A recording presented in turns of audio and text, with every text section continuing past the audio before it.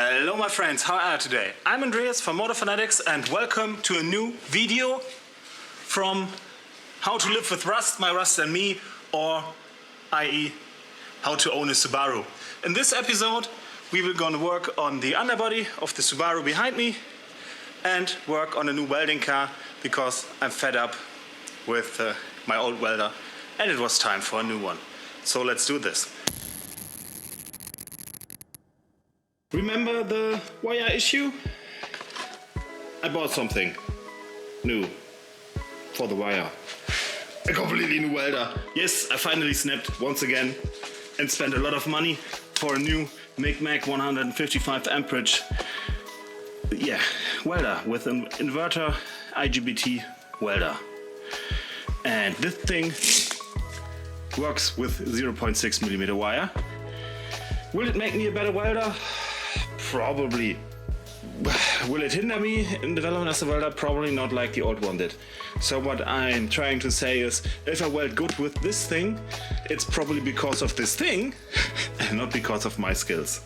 And because when one expensive welder isn't enough, it's finally time to bring out and to unpack the IGBT TIG welder, which I've bought a long time ago and never even unpacked. Oh, even more goodies. Nice.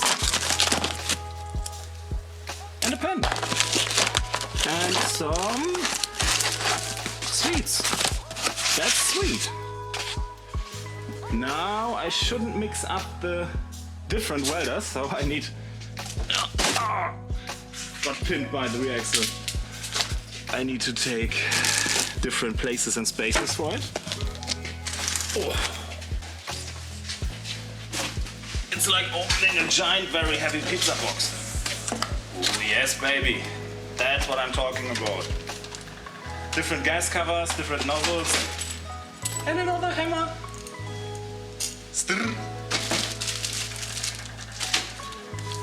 Oh yeah. I could get used to that. And look at these hoses, even with couplers. That's so nice for this price range. Okay, that's a little bit overkill. Coupler replacements and ground. Nice, really nice. The last thing the old welder will do is make a new trolley cart for the new welders.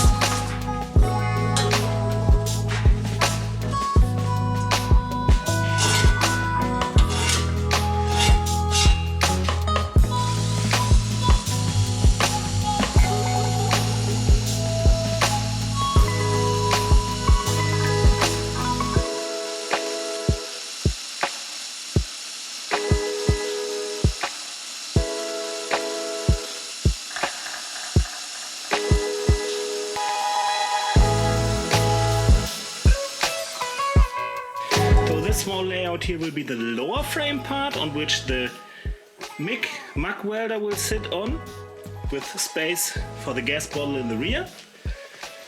This smaller frame with only 60 centimeters instead of 80 will house the TIG welder. Now it's time for welding.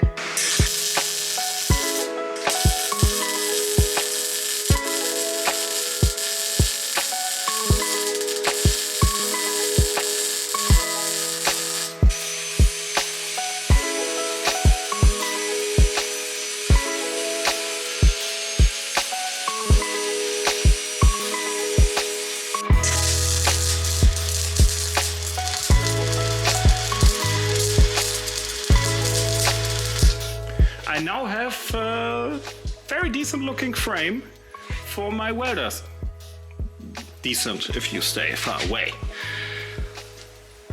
It's more spot welding than complete welds, but it carries me, so it probably will carry a gas bottle and 2 modern welders.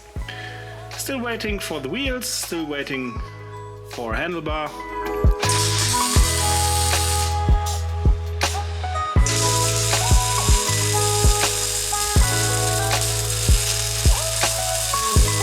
So may I introduce you to now the finalized, almost finalized welding tank 3000, whatever, with a metal inert gas welder, with the tungsten inert gas welder, of course the bottle, missing the valve unfortunately, big ass wheels to push everything up, solid handlebar to pull stuff from A to B, to not have to worry. Everything is flat steel and a lot of text and a few beads, and this will hopefully work and do its job for a long time. Ta-da! Rear underbody update. The rust converter, rust sealer, what was its name?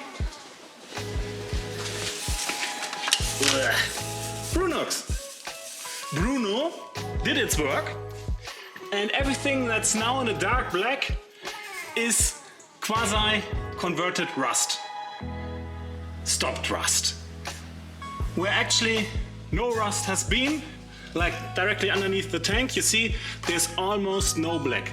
The small black stains come from the rust prevention from the Bruno stuff, because I used it everywhere. Anything else is sealed and converted. So now we have welded the rust spots in the middle. We're not talking about the left side. We're not talking about it yet. The rust spots are removed, the holes are welded. The first 2 layers of sealer and converter are done. So now the next step is a rust sealer and converter primer paint all in one.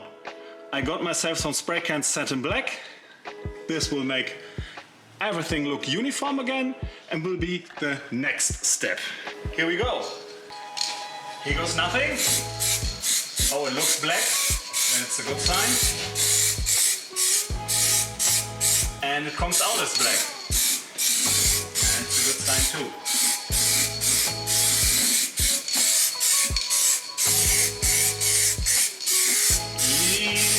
Careful coats. Oh, that's again heavy stuff. Don't forget behind here. Here. There's so many nooks and crevices where water could gather, but no more. Well, it will still gather, but it won't be that harmful anymore. I hope.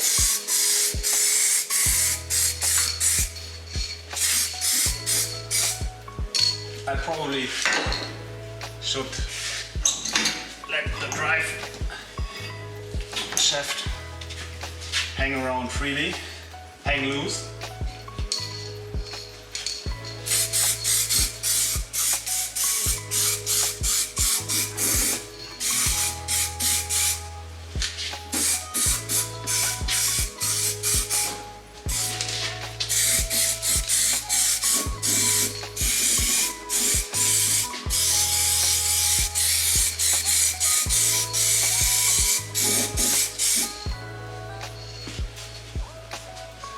That starts to look like a car again. That looks pretty satisfying, I'm not gonna lie.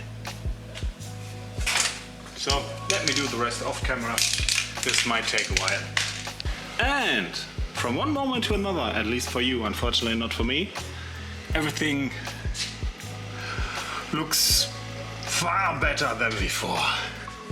It's only the first coat of 2, but you can probably see the stark contrast, the difference from before. Not even talking about the rusty version, even the version with the rust converter on. This beats it by a mile. This corner is done. This is why this looks so good compared to the other corner, which hasn't been done because I still need to weld in some sheet metal. And you see the stark contrast. Talking about why I'm not welding in this video anymore, because I wanted to use the new welder for welding on my car, for welding sheet metal body panels. And this thing works fine, probably. It accepts the 0.6mm wire. The equipment is far better than from the other welder, but the pressure valve isn't compatible. The old one is just a hose with a clamp. The new one only uses these couplers. I ordered one. I ordered a new pressure valve a week ago, and it's due to arrive tomorrow, the day when this video will go online. Since I still have a day job, this will be too late. But don't be afraid, it will be included in the next video. Well friends, that's actually it for this week, and I have to admit, I'm satisfied. We did a decent job. We've got a new welding card. Both welders are on the card. I have to admit, I like it. It's obviously not the nicest, not the best welding card, but it's mine. And it's a good one.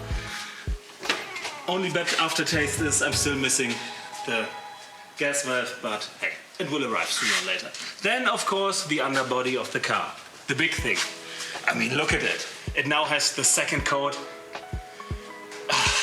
If this is just a taste of how the rest of the car will look when I'm done, I'm okay with it. I'm fine with it. It doesn't look perfect, but it really does look damn good compared to what it was before. What's gonna happen next time is the underbody sealer, the bitumen spray, will be put all over the place, and then if all the parts arrive, it's actually, excluding the welding job that's still to be done, it's time for the rear axle to go back into the car. And of course, the fuel tank. First the fuel tank, then the rear axle. So fingers crossed, and until next time guys, bye bye. Oh yeah, and don't forget, like, share, subscribe, and we see each other next time.